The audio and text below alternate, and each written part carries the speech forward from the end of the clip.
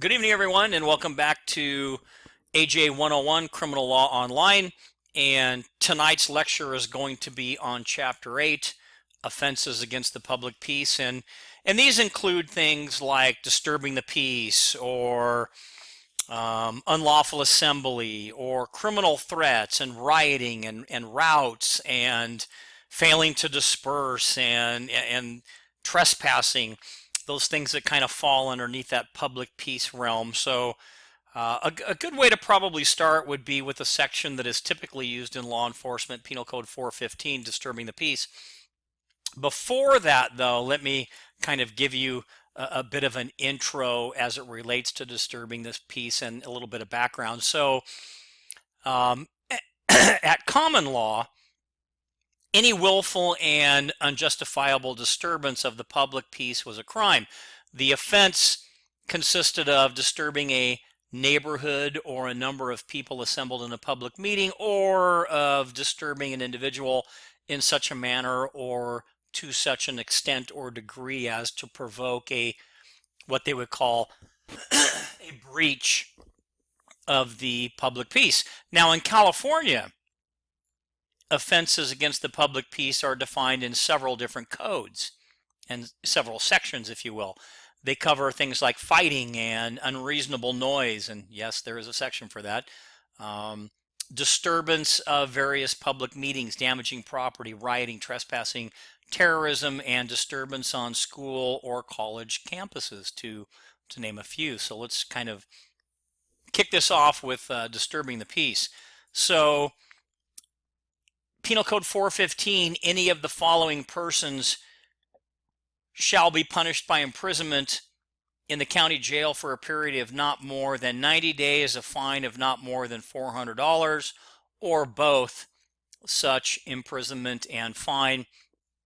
And the three things that fall underneath that would be unlawfully fighting in a public place or challenging another person in a public place to fight, maliciously and willfully disturbing another by loud and or unreasonable noise, and finally, any person who uses offensive words in a public place which are inherently likely to provoke an immediate violent reaction. Now, that doesn't mean, excuse me, got a little bit of a cough tonight, that you can't say things to another or there shouldn't be some, freedom of speech or things like that. But it does mean that there are words and there are situations where people can say things that are inherently likely to provoke an immediate violent reaction. An example I can just kind of give you right away, that's why you don't yell fire in a crowded room or in a crowded theater, if you will, so everybody gets all crazy and stampedes out and somebody ends up getting hurt.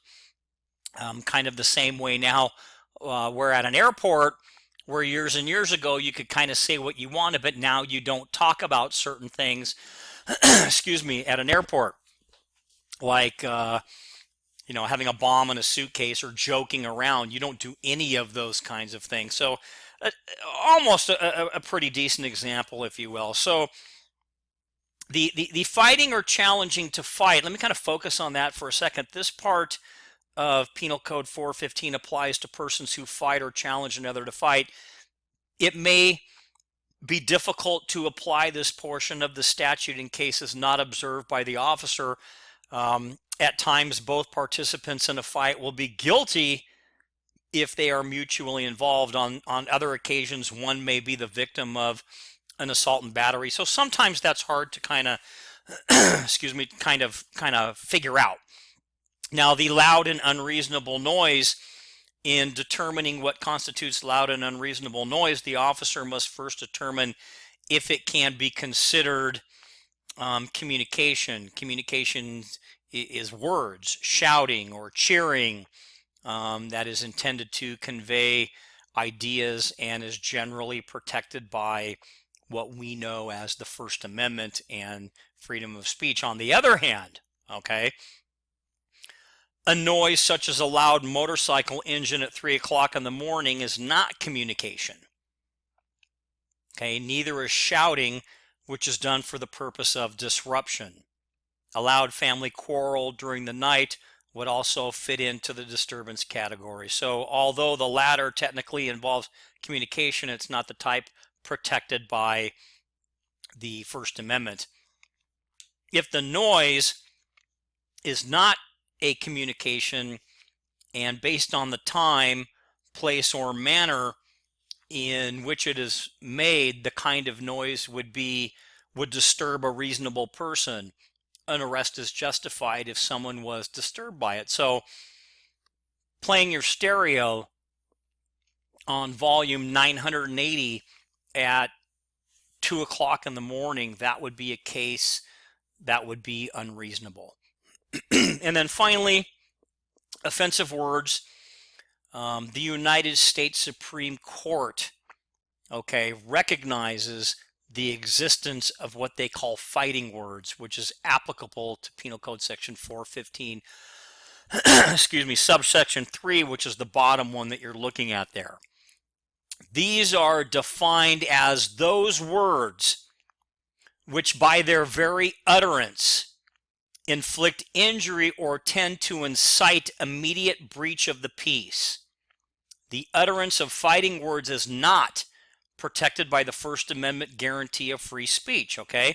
Now, some cases we'll look at later support the view that is not merely the words themselves, but also the context in which they are uttered that qualify them as fighting words. And there is often a further requirement that the words be spoken with intent to have the effect of inciting the hearer to an immediate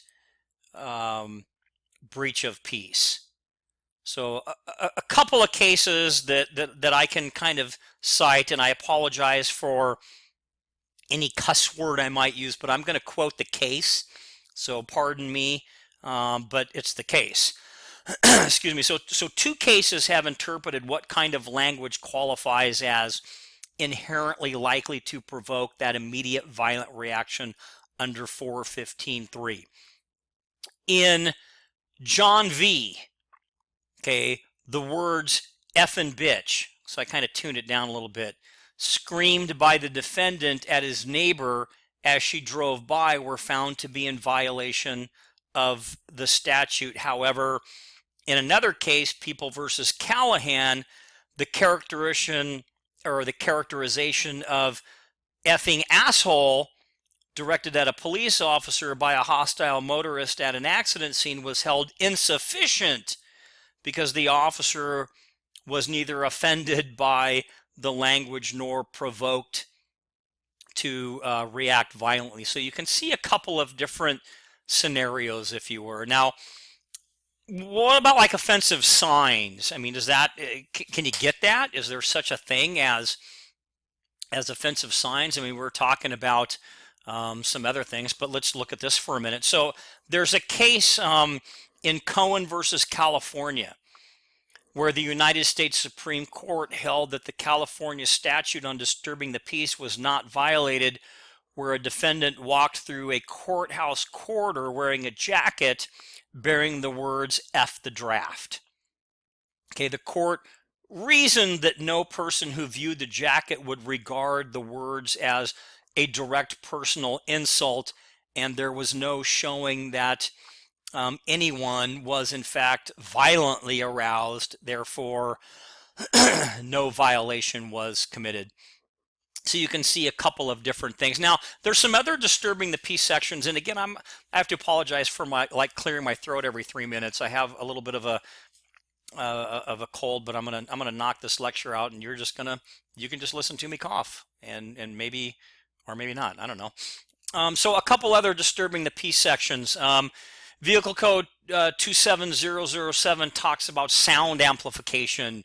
Emitting from a vehicle 50 feet or more. So when you have the stereo on in your car at Mach 9 million and it's shattering everybody's windows as you drive down the street, or 653M, obscene or harassing phone calls. These are disturbing the peace. 653X, annoying 911 calls. That person that calls 911 25 times in a row because we're not getting out there fast enough or they're playing on the phone or whatever. And then finally, Penal Code Section 422, criminal threats can be charged as a felony. So any person who willfully threatens the life or safety of another, intending that the threat be taken seriously, and thereby causing sustained fear for an individual or family's safety, is guilty of a wobbler if the threat is so clear and imminent as to convey a serious and imminent prospect of being carried out. So that's kind of another section that sort of falls under there. So now when we talk about things that kind of rile people up or whatever, let's move into the realm of unlawful assemblies and riots and routs, and what do they mean, and what's the difference between the codes and things like that. So unlawful assembly, whenever two or more persons assemble together to do an unlawful act or to do a lawful act in a violent, boisterous, or tumultuous manner, this would be an unlawful assembly. It's classified as a misdemeanor. Assembling for an unlawful act can also be a crime if done so in a violent, boisterous, or tumultuous manner. So the penalty for that is in Section 408. Every person who participates in any rout or unlawful assembly is guilty of a misdemeanor and would be prosecuted under that section. Now, in a prosecution for violation of Penal Code 407, that unlawful assembly, there are two distinct types of conduct. Okay, one is assembly to do an unlawful act. The other is assembly to do a lawful act in a violent, boisterous, or tumultuous manner. Each one is kind of it has its own little definition. So the unlawful act, the statutory language that there must be an assembling to do an unlawful act, only requires that there be an assembly for an unlawful purpose by those who knowingly participate. Those in the assembly must intend to commit an unlawful act or engage in unlawful purpose. Now the other one, the lawful act in a violent or boisterous manner, in a prosecution for this, the courts have said that not every meeting where violent or boisterous conduct occurs, may be called an unlawful assembly. The statute is intended to prevent a tumultuous disturbance of the public peace by two or more persons having no basically legal or constitutional objective to assemble and act in a manner which produces danger to the public peace and tranquility, and which excites terror, alarm, or consternation in the neighborhood. So it gives you a little bit kind of a deeper look at that. Now, we have the unlawful assembly part, so let's look at the failure to disperse. So we have this unlawful assembly, and now we want to get rid of the unlawful assembly, so we need to do the failure to disperse. And also kind of just came into my mind right now, I'm going to post a very cool video called The Anatomy of a Riot, and it will kind of walk you through from the very beginning how one riot that took place in Los Angeles County kind of went to the wayside a little bit, and things didn't go according to plan, but you'll be able to watch it from beginning to end from those that were directly involved, specifically one sergeant and one lieutenant, that will give you some very, very good insight on what went wrong, etc. So definitely take the time to watch that, because again, it adds context to what it is that we're talking about. So failure to disperse. Penal Code 416A, if two or more persons assemble to disturb the peace or do an unlawful act and do not disperse when commanded by a public officer, that would be you, the person is guilty of a misdemeanor. 409 Penal Code says every person who remains at the place of any riot, rout, or unlawful assembly, who remains at the scene after being told to disperse, is guilty of a misdemeanor. So you have two here that kind of talk about two or more persons assemble to do the unlawful act, etc., and do not disperse when told. And then you have the next section that says, okay, well, by the way, you can't hang out there either. So anyone that remains there, okay, after the order to disperse was given and they were told to disperse is guilty of a misdemeanor. 409.5A, police may close the disaster site of a fire, flood, or earthquake, etc., to the general public. And 409.5C, a person who willfully and knowingly enters such an area is guilty of a misdemeanor. And so on some of these things, now there's the freedom of the press where they have the right to be in certain areas unless they're interfering with the work that you're doing to report to the general public what's going on. But police can close a disaster site, fire, flood, earthquake, to the general public. And if you go inside of those areas after those are closed and you knowingly enter, then of course you would be guilty of a misdemeanor as well. Okay, so now we've got the unlawful assembly part down, right? We're good. Now we're going to move on to the difference between rout and riot, and there's all these 40 whatever sections in here: 404, 406, 409, 407, and hopefully again you read the terminology quiz to kind of help you with that. Okay, so let's kind of talk about it a little bit more. So rout and riot defined. Penal Code Section 406, rout: two or more persons assembled and acting together make any attempt or advance toward the commission of an act which would be a riot. And I'll give you the definition of a riot here in a minute. A rout may be described as a preparatory stage for riot. Okay, so that kind of helps you a little bit. A rout, again, may be described as that preparatory stage of a riot. It is, as the statute says, an attempt or advance towards the commission of an act which would be a riot if actually committed. So thus, if you think about it, in every riot which involves the use of force and violence, disturbing the peace or threat to do so with apparent power available, a rout has necessarily preceded that particular offense. Does that make sense? So if you have the completed riot, then chances are, it would have to kind of logically say that a rout had preceded that offense. A rout is evidenced, again, by an overt act beyond merely assembly. It is possible, okay, for a group to have been lawfully assembled but suddenly depart from its lawful purpose. It may proceed to embark on the execution of an unlawful purpose to be accomplished by force or violence. Any act committed towards the consummation of that unlawful purpose constitutes a rout. Thus, again, it has been said that when an unlawful assembly begins to move toward the execution of the common unlawful purpose for which it came together, but before any acts of violence or disorder have occurred, then a rout has been committed. And I hope that makes sense, and it kind of does. It's kind of broke it down pretty good there. Excuse me. So let's look at Penal Code Section 404 now. So I think we got rout down. Let's look at riot. Any use of force or violence disturbing the public peace or any threat to use such force or violence if accompanied by immediate power of execution is guilty of a riot.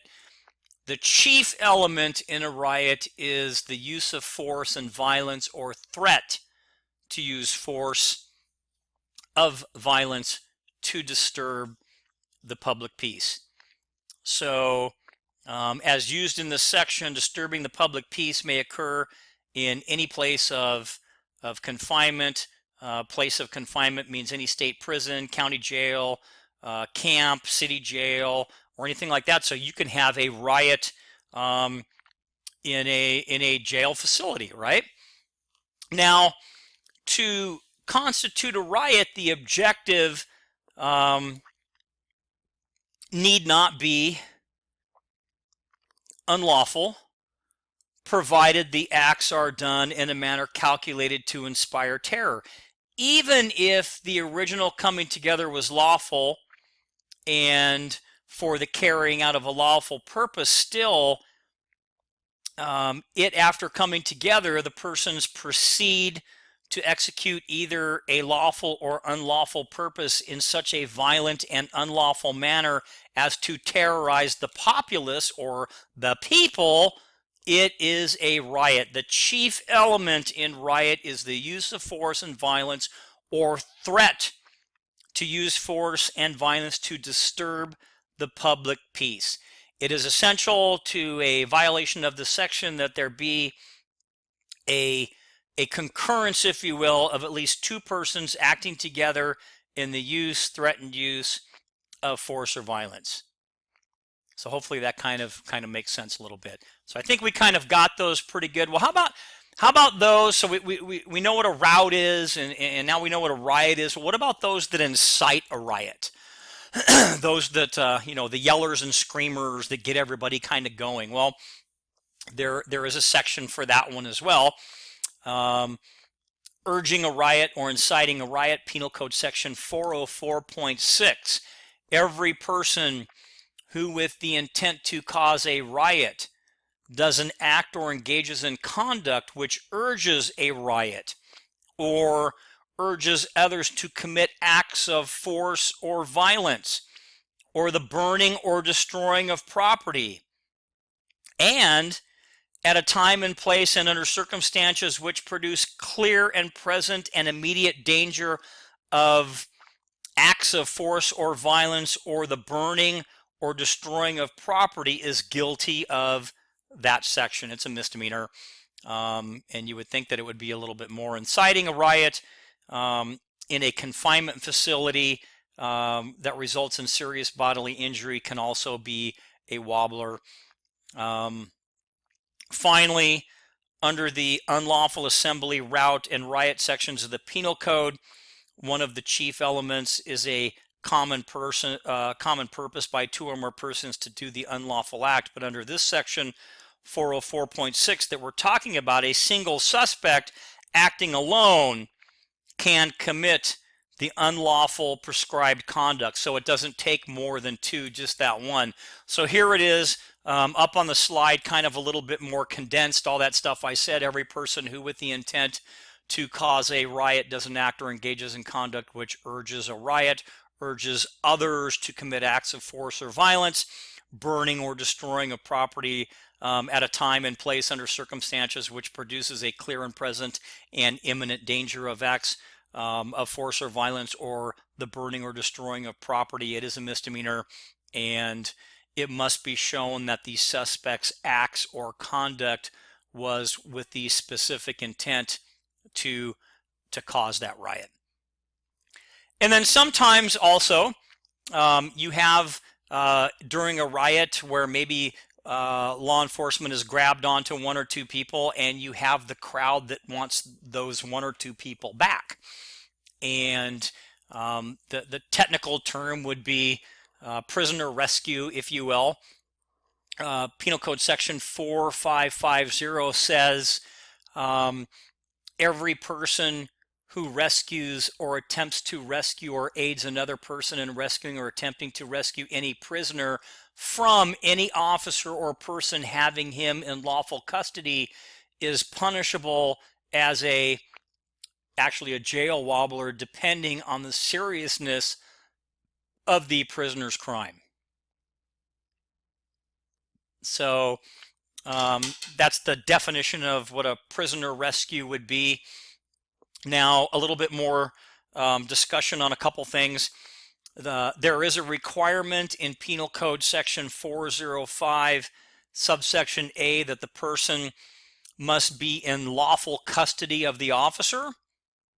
Otherwise, there would be no crime. So the offense is usually committed during a rout or a riot, as the statute indicates, whenever two or more persons act together and take a legally arrested person or another person in the lawful custody of an officer, they are in violation of this section. Neither actual nor intended harm of the person taken is an element of this particular section.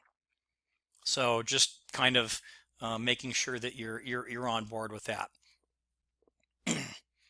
So there are some other sections, and we're not going to go through them all, but I want you to see them. They kind of start on page 126 and go to 127. So disturbance of assemblies or meetings, political meetings, religious meetings, disrupting sporting events, vandalism in cemeteries, hate crimes, access to clinics and religious facilities. All of these are disturbing public religious meeting and hate crimes. So there are all these different sections, and again, I'm not going to spend a whole lot of time on it. I'd rather move on to a couple other big things that you would encounter quite a bit more frequently. So the next subject that we're going to kind of look at quickly would be trespassing. Now, trespassing laws in California are made up of like 20 plus subsections. So there are quite a few subsections in there. Now, the general laws of trespassing are found in Penal Code 602, and Penal Code 602.5 excuse me, deals with entering or remaining in any non-commercial dwelling, house, apartment without the consent of the owner, different from burglary, okay?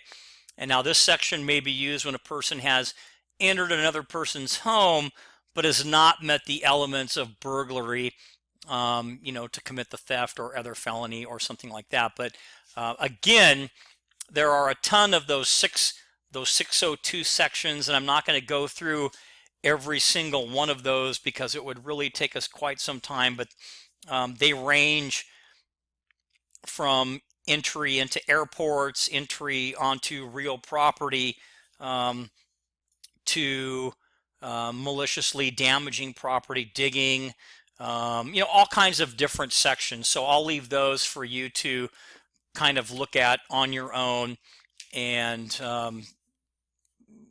you can just kind of take the time to do that. So let's kind of move on now and talk about forcible entry and detainer and kind of what does that mean.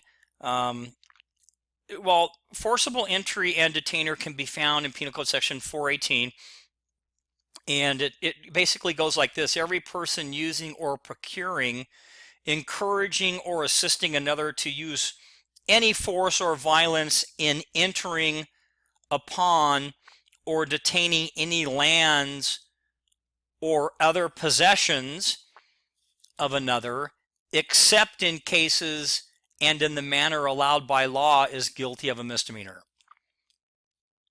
So there's a section there for destruction of property. These are similar to those described in trespassing, except they involved the additional element of forcible entry or damage to property. So in essence, forcible detainer is the possession of property by the use of force or violence. It may occur when the original entry was forcible, or where it was peaceable.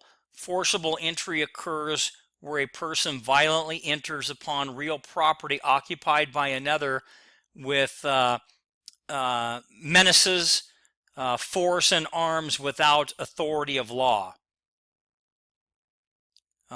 In order that there may be a forcible entry, it must appear that the peaceable possession of someone has been interfered with. Okay, it is not necessary that the person in possession should have been actually present at the time of the entry, if at that time he or she had control or authority over that particular area or property. And then finally, school disturbances. We're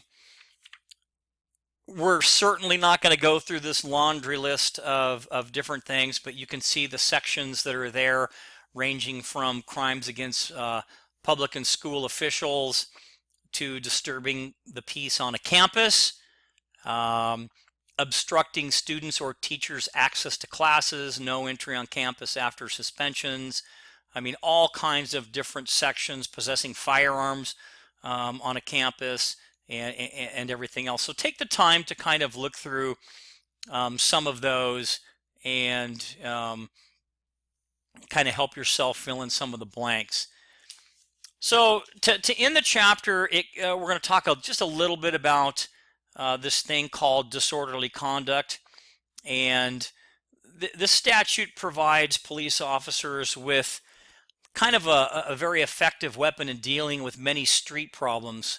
More arrests are likely to be made under the statute's several subsections here under this disorderly conduct than probably any other penal code. And unlike trespassing, which deals with a similar criminal principle, disorderly conduct is kind of a smorgasbord, if you will, of different crimes.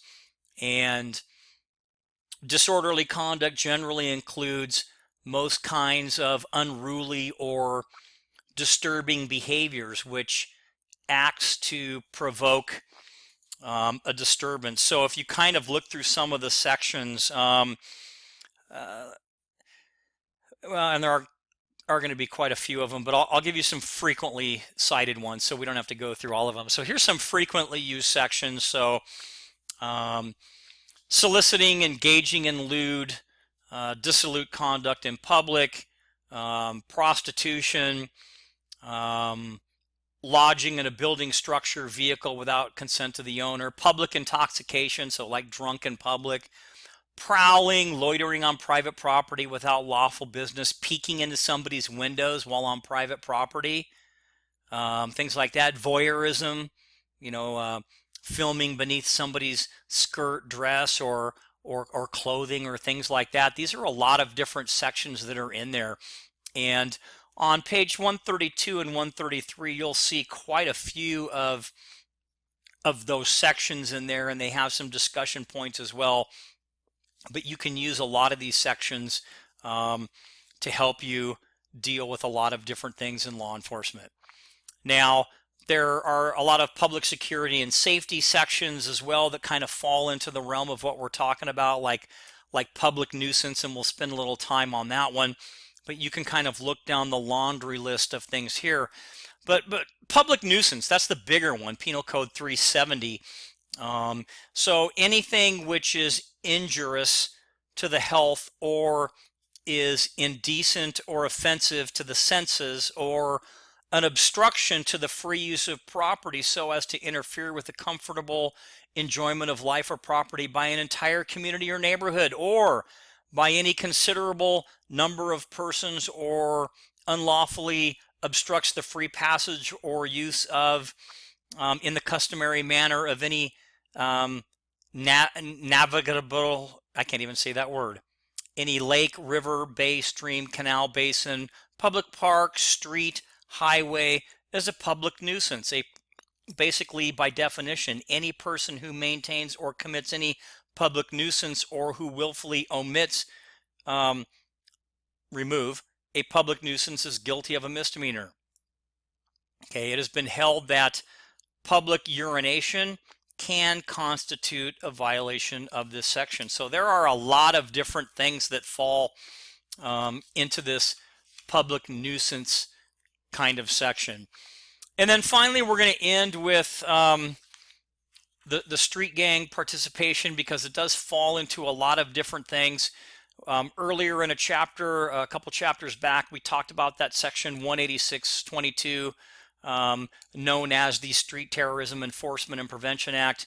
And the elements of this act include any person who actively participates in any criminal street gang with knowledge that members engage in a pattern of criminal activity, who promote, further, assist members engage in felonious criminal conduct by members of the gang, would be guilty of a felony. So that's always something that we want to kind of keep in mind. And then also, sorry, I thought we were done, but I guess we're not.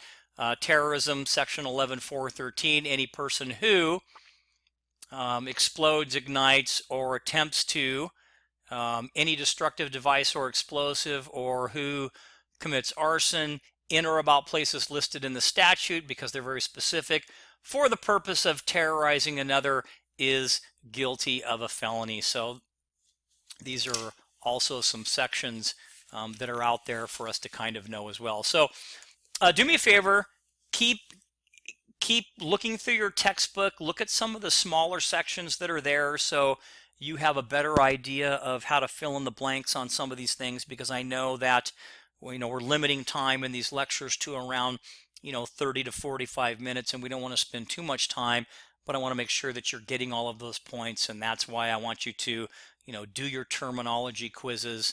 They're not graded, but it'll help you kind of get some definitions down, and also reading those chapters and adding some context, if you will, to what we're discussing really will make a significant difference on your quizzes and even your chapter tests. So that's going to be it for Chapter 8.